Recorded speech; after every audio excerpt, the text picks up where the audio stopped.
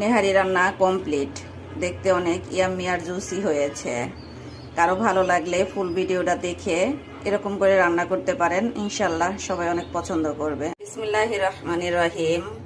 রান্না করব গরুর নেহারি। হ্যালো ভিউয়ার্স, আসসালামু আলাইকুম। এখানে গরুর পায়াগুলো ভালো করে ধুয়ে পরিষ্কার করে নিয়েছি। এখানে আছে সরিষার তেল, আছে পেঁয়াজ, কাঁচামরিচ, এখানে আছে গরম মশলা, দারচিনি, এলাচ, লবঙ্গ, তেজপাতা, আদা রসুন পেস্ট, জিরা পেস্ট। এখানে আছে ধনিয়ার গুঁড়া, জিরার গুঁড়া, হলুদের গুঁড়া, মরিচের গুঁড়া। চলুন কিভাবে বসাই সেটা দেখাই দিই। গরুর পায়াগুলো এখন দিয়ে নিচ্ছি যে পাত্রতে বসাবো।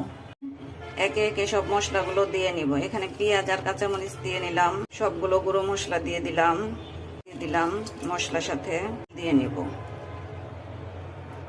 সাথে লবণ দিব পরিমাণ মতো। এই তো, এখন সবকিছু আমি হাতে মেখে নিব।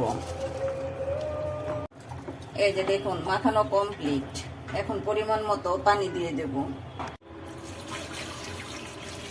হাড়গুলো ডুবে যাবে এরকম পরিমাণে পানি দেব।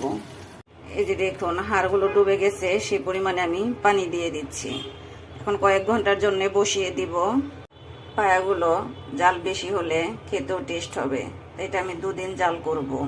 তারপর আপনাদের মাঝে নিয়ে ফিরে আসব ইনশাল্লাহ। চুলাটা জ্বালিয়ে দিলাম। এখন ঢাকনা দিয়ে ঢেকে দিলাম কয়েক ঘন্টার জন্য। মাঝে একটু নেহারিগুলো নেড়ে চেড়ে দিলাম। নেহারির জন্য ফোড়ন রেডি করছি, শুকনা মরিচ আর পেঁয়াজ দিয়ে ফ্লেভারের জন্য। ফোড়নগুলো নেহারিতে দিয়ে দিচ্ছি। নেহারিগুলো প্রায় হয়ে গেছে, এখন এটা ঢেকে দিব কয়েক মিনিটের জন্য। এখন ভাজনাটা দিয়ে দিব। এটা দিয়ে চুলাটা অফ করে ঢেকে রাখবো 5-7 মিনিটের জন্য। আলহামদুলিল্লাহ, নেহারি রান্না কমপ্লিট। এখন দেখুন এর ফাইনাল লুক।